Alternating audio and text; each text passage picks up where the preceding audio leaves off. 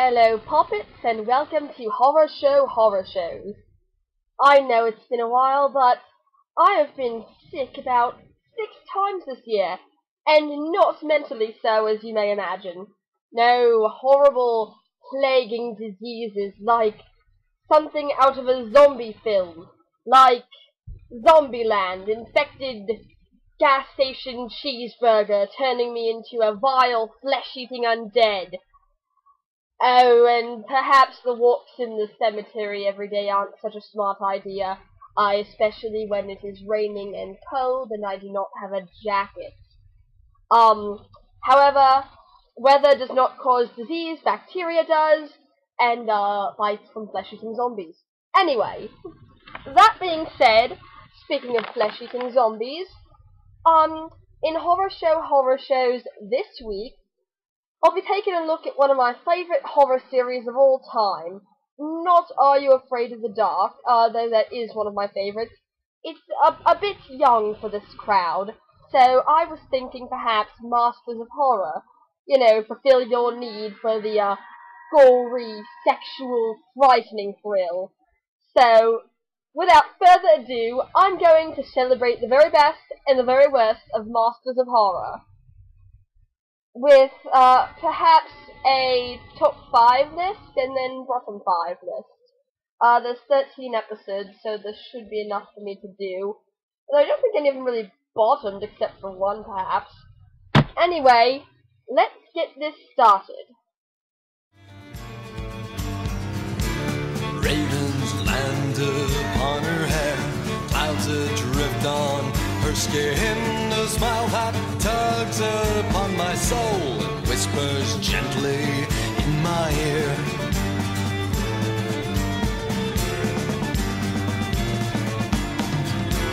Eyes of honey look me down, lips like roses line her mouth, steely arrows in the air, wilted flowers at her toes. And if you ask me how I know what she looks like, I will tell you she left yesterday.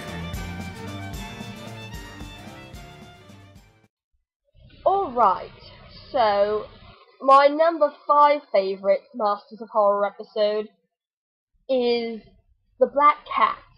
Now, this is based on a tale by Edgar Allan Poe, and what's wonderful about this one is it actually links him in with his own story. Now, as you know, he was married to his first cousin, Virginia Clem, and she was dying of, I suppose, consumption. I haven't really remembered much of my 10th grade English class, but Virginia Clem was dying while she was married to Poe, and he loved her very deeply. So, this story is about them living in Philadelphia at the current time.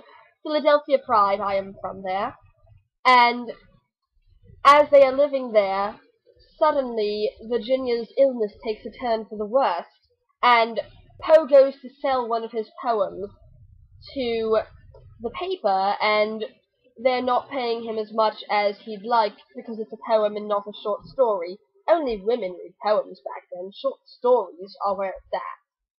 So, we see Poe begin to descend into madness a bit as he is speaking to his publisher and suddenly imagines himself murdering him, staring into the publisher's odd blue eye, which is a sort of shout-out to The Telltale Heart, where, as you know, the protagonist murders his friend, the old man, because his eye creeps him out. There's actually a very good comic of Poe's works, and they switched that up to a girl who went blind as a child working for a company, and the only color she can remember is blue, so when she has men with blue eyes, it creeps her out. Anyway, I digress. So, what happens there is we find out that Poe obviously did not kill his publisher, and it was just a fantasy. He returns home and finds Virginia is going to sell their piano, which he doesn't approve of because she loves it and she sings very beautifully. Actually, the actress does have a pretty voice, which I do give them props for. because with many lower budget movies that can't afford to have Idina Menzel sing their songs, which was one of the saving graces of Beowulf, actually. Um, but with lower budget movies that can't afford her, they tend to go for perhaps someone who they can pretend can sing, because people these days are so used to that Rebecca Black on YouTube and auto-tuned pop harlots that they can't tell a good voice when they hear one. The girl who plays Virginia Clem is actually a fairly good singer. Anyway, so unfortunately, in the middle of her song, she begins to cough up blood all over the piano, and it is evident to Poe at this point that he needs to get a doctor. He can't afford it, though, because obviously he hasn't written a short story, so we see him struggling to write one, and they have this cat and a fish and a bird. And he's like, perhaps I should write the white bird, the goldfish. And then suddenly, the cat begins to cause all this trouble. And I'm not going to spoil anything, but what's really good is, again, it goes into Poe's life as related to the story, and elements of the fantastic, but you could believe it, because all the fantastical things in the story are to be believed to be because of Poe's madness at this point. It's really wonderful, and you should definitely check it out. It's on Hulu, I believe, and definitely Netflix if you have it. Look at Masters of Horror and The Black Cat. They definitely have that one. I think it was well acted. I think that they made a very good effort to keep the characters looking like they were from the time period, which most movies do suffer for, you know. And I think that they stayed very faithful to the whole idea of Poe's works and everything. Like, the scary part is the madness, you know, not exactly the supernatural effect. Anyway, on to the next one. Haeckel's Tale.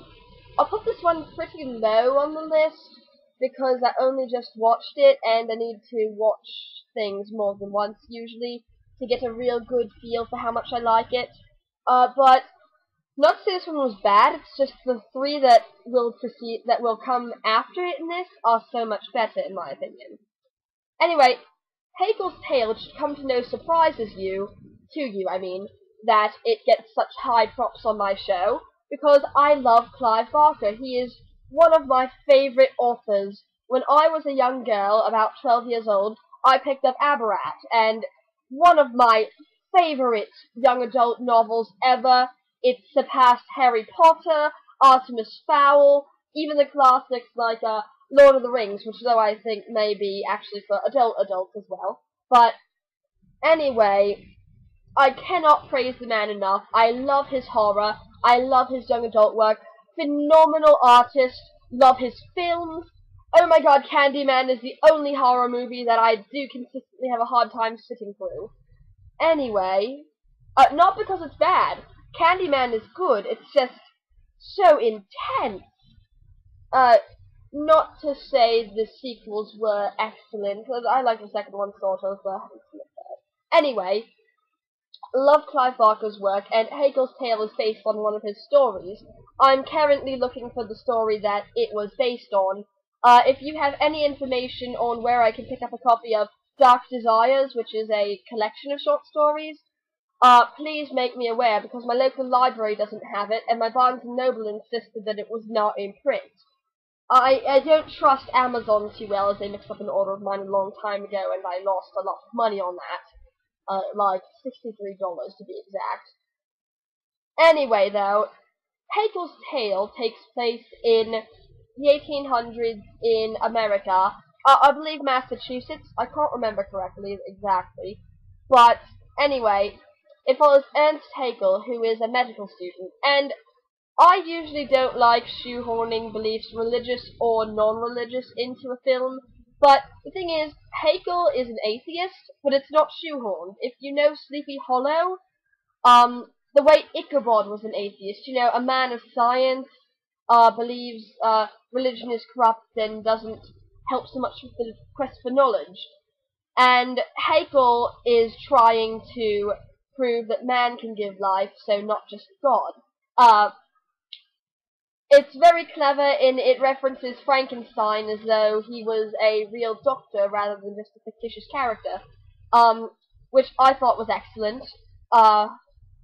Haeckel says that a German scientist named Frankenstein had come up with bringing forth life over in Germany. He's heckled, joke, heckle, but heckled by his companions about how that didn't go so well. But as he tries to experiment himself, he sets the corpse on fire. And the corpse collector comes in to help him burn the thing more permanently, and tells him of Montesquieu, who is a necromancer and whose work seems credible. So Haeckel believes it's all a hoax and goes to see Montesquieu. While he's in the crowd, the man revives a dog, and Haeckel thinks it's puppetry. He goes after the show is over with a bottle of whiskey and tries to get Montesquieu to confess to fraud. The man will not confess and becomes quite angry with Haeckel. Haeckel would pursue it further, only he receives a letter that his father is dying. His father, by the way, is why he's in the medical profession. He wants to save his father. Anyway, he goes on a journey to see his father and stops the night in a small, broken down, what appears to have been an old cottage. A man comes by and tells him he should not spend the night near the cemetery. Haeckel looks out of the cottage, and indeed he is almost in the cemetery. So he agrees to go and spend the night with the old man. The old man has a young wife named Elise, member of the Itty Bitty Titty Committee, and her hair's a bit mousy, but otherwise quite attractive. Her acting is nice. She does put an element of creepiness into the movie. Very monotone. Again, I'm going to call back to Sleepy Hollow. A bit of a mix between Lady Van Tassel and Katrina, I believe. She does keep the creepy factor in very well, and, oh, actually, I failed to mention at the beginning, it starts with an old woman telling the tale. It'll be obvious to you that Elise is the old woman. I won't give away to you Elise's secret, but suffice to say, it is the stuff of many very, very good horror role plays. It is typical Clive Barker excellence, and it is wonderfully disgusting and a bit, hot, actually.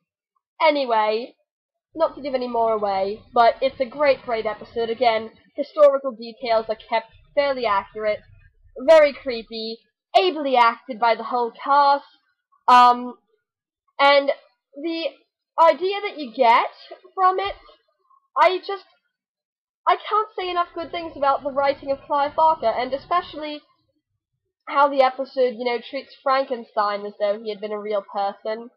And also, it remembers that Frankenstein is the fucking doctor and not the fucking monster. The monster is Frankenstein's monster. The doctor is Frankenstein. In Young Frankenstein, Peter Boyle is Frankenstein's monster and Gene Wilder is Frankenstein. Get this through your heads. It'll make you seem a lot less daft when you're talking about horror movies, okay? Anyway, on to the next one.